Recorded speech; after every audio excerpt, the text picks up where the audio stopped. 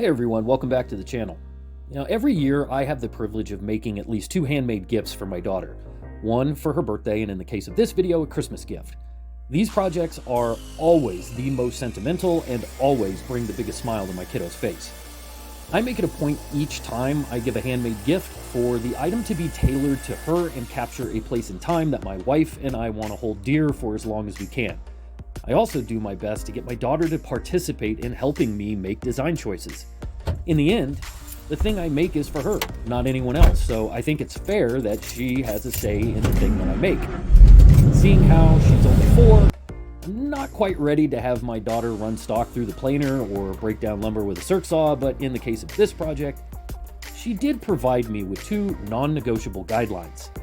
She was waving her finger at me and affectionately demanded that she wanted something red with purple.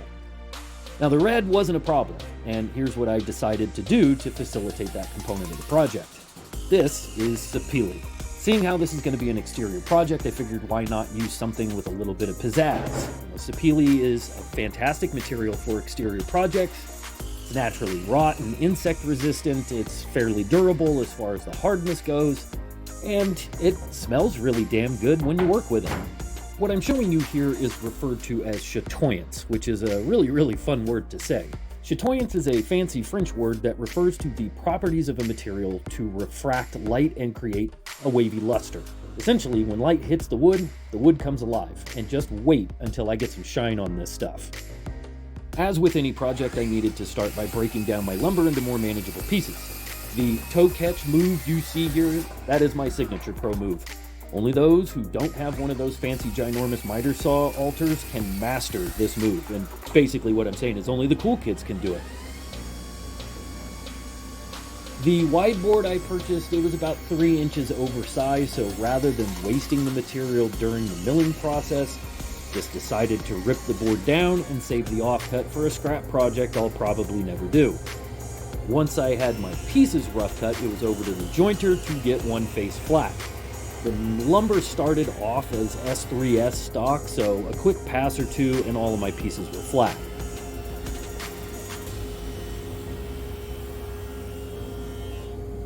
Once everything was flat, I then squared an edge for a panel that I'm going to need for the seat.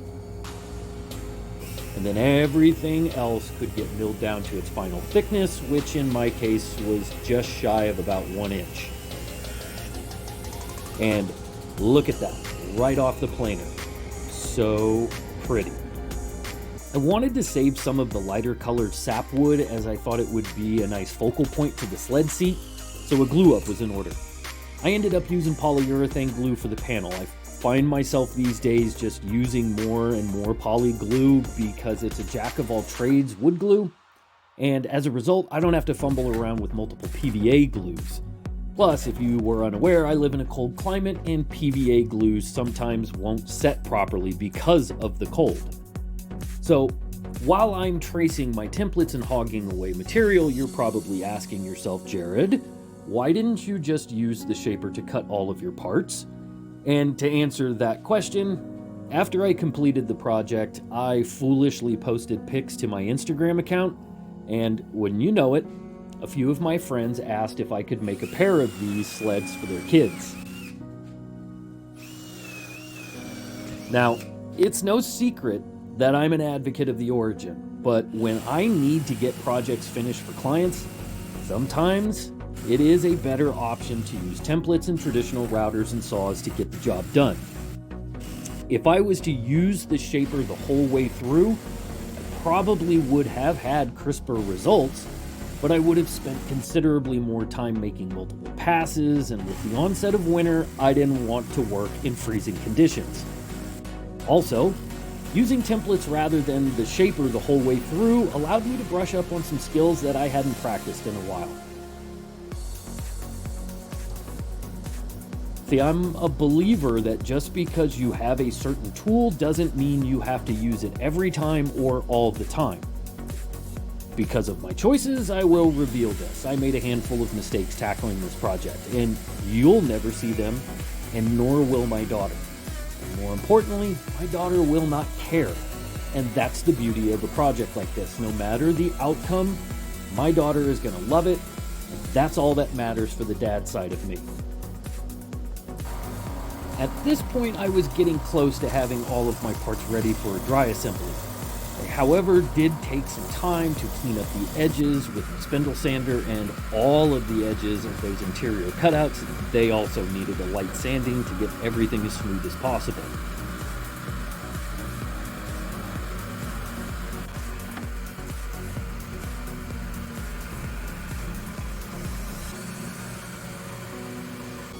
I then headed back to the table saw to put a 10-degree bevel on both sides of my seat blank so that I could get the runners to splay outward the way that I wanted.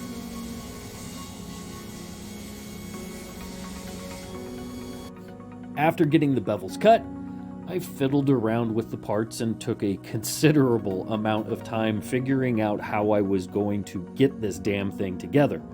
And then once I was happy with where everything was fitting, I could move on to the final bit of detail work.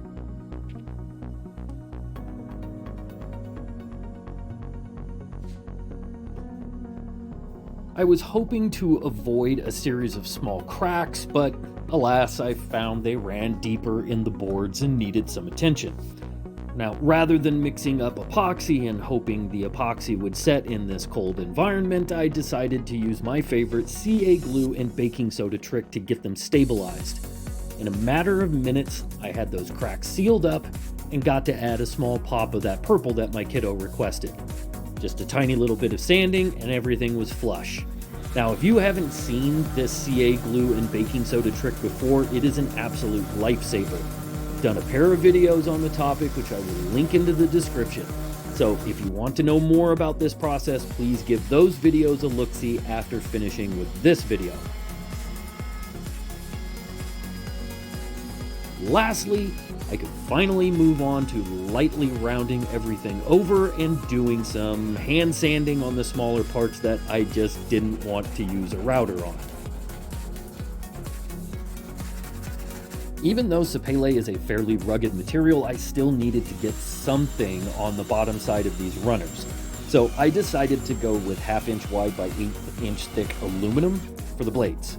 I've never had the need for a drill press in my shop, so I needed to use a material that I could easily drill by hand, and aluminum was what was available to me. I was, however, concerned that I wasn't going to be able to bend the aluminum without having to heat or anneal it to get it tight against the radii of the rails, but surprisingly, the aluminum followed the contours of the runners quite nicely, and I ended up using stainless steel screws to secure the blades. At this stage in the project, I didn't know exactly what I was going to do for the purple until I looked at the seat and thought it could use a little something. I bounced some ideas off my wife and we decided on this. I grabbed the shaper again, did a little engraving, and then used the baking soda and CA glue trick to backfill the pockets. After some more sanding, the seat was done, and so was the purple component. Probably the most challenging aspect of this project was figuring out how to get this thing assembled. I struggled a lot to get this seat glued and clamped into place, but eventually I did get everything where it needed to be, and don't fear, the glue is not the only thing that is going to be holding this sled together. After the glue up, I had a fair amount of residue that needed to get cleaned up. Not that big a deal, but I did need to do some scraping on the underside to get rid of those poly glue bubbles, but a few minutes here and there, and I got everything ready for finish. Off camera, I began the finishing process on the insides of the runners and the support pieces, and I chose to not overcomplicate the assembly and just went with exterior screws. The sled is only going to need to support 40 to 50 pounds, maybe, so a handful of deck screws should be more than sufficient to hold this thing together. Now for a finish, I went with a heavily thinned down spar urethane. I applied 2 coats, sanding at 220 between those first 2 coats, and then on the third and final coat, I smoothed everything out with 320 grit. And here's the final product, boys and girls, my modern rosebud. This sled turned out better than I expected, it looks super friggin' rad, and is ready for its maiden voyage down some local hills. If you made it this far into the video, here's your payoff. If there ever was a reason to take up working with wood, here it is.